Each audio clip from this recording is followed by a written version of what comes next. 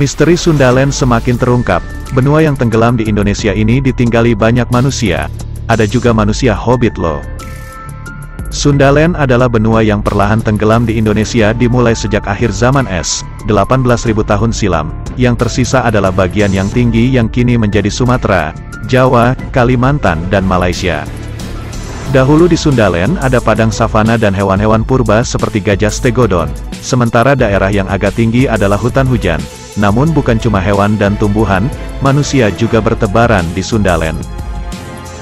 Manusia di Sundaland ada banyak variannya, kata ahli paleontologi ITB, Profesor Yahdi Zaim kepada Detik.net, Minggu, tanggal 16 Agustus tahun 2020. Namun sebelum kita lanjut ke pembahasan berikutnya, mari yang baru gabung support channel ini cukup tekan tombol subscribe dan aktifkan notifikasi loncengnya, agar sahabat sekalian tidak ketinggalan video terbaru dari channel ini.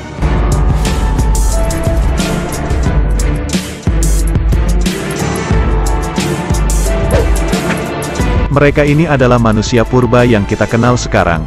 Hari ini kita menganggap mereka adalah penghuni awal Indonesia, tapi sejatinya mereka adalah penghuni Sundaland.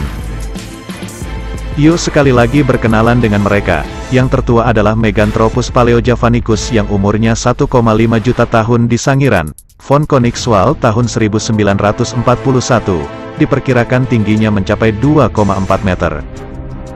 Lalu ada aneka Homo erectus yang berusia 700.001 juta tahun. Pertama ditemukan di tepi Sungai Bengawan Solo, oleh Eugene Dubois tahun 1891.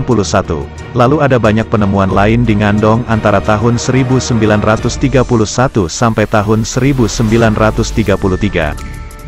Lompat ke Flores ada Homo floresiensis yang berusia 60.000 tahun sampai 100.000 tahun lalu. Ia ditemukan tahun 2003 dan bikin geger dunia karena tubuhnya kecil dan dijuluki manusia hobbit. Ia masih bersaudara dengan Homo luzonensis dari Filipina. Yang paling muda di Sundaland ada di Wajak, kata Yahdi. Inilah Homo wajakensis yang ditemukan tahun 1888 di Tulungagung, Jawa Timur. Dia berumur sekitar 10.000 tahun dan sudah merupakan Homo sapiens, alias manusia modern. Di benua Sahul yang juga tenggelam dan sekarang tersisa Papua dan Australia juga ditemukan sisa manusia purba di Mungo, Australia. Umurnya sekitar 50.000 tahun dan sudah Homo sapien juga. Paling banyak fosil itu di Sangiran. Total di Jawa ada 20 individu manusia purba ditemukan dari berbagai zaman, kata Yahdi. Yahdi mendukung teori migrasi manusia dari Afrika. Mereka ke Sundaland dari dua jalur yaitu lewat India, Thailand sampai ke Indonesia, satu lagi lewat Taiwan, Filipina, lalu sampai juga ke Indonesia. Perkiraan usia manusia purba lantas, berapa usia hidup mereka? Apakah lebih panjang umur dari manusia modern? Menurut Yahdi, ilmuwan belum bisa menyimpulkan umur manusia purba, hanya memperkirakan umur individu fosil yang ditemukan. Contohnya, fosil Homo erectus mojokertensis merupakan fosil anak-anak berumur 12 tahun, kata dia. Bagaimana kebudayaan mereka? Menurut Yahdi, mereka sudah bisa bikin alat dari batu, alat perang dan alat tulang. Mereka juga sudah bisa bikin lukisan gua seperti di Maros dan Kalimantan yang berusia 40.000 tahun serta lukisan gua di Papua dan Maluku, yang berumur 4.000 sampai 5.000 tahun. Lukisannya berupa gambar orang, hewan dan kep tangan. Catnya dari tanah, ocre, getah dan arang, kata Yahdi. Sebelum tinggal di gua, mereka tinggal di alam terbuka.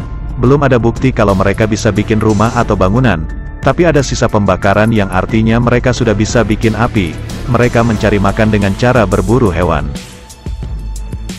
10.000 tahun lalu Homo sapiens itu sudah cerdas, kenal api, komunitas, keluarga dan sudah bikin pakaian untuk melindungi diri dari panas dan hujan, kata Yahdi.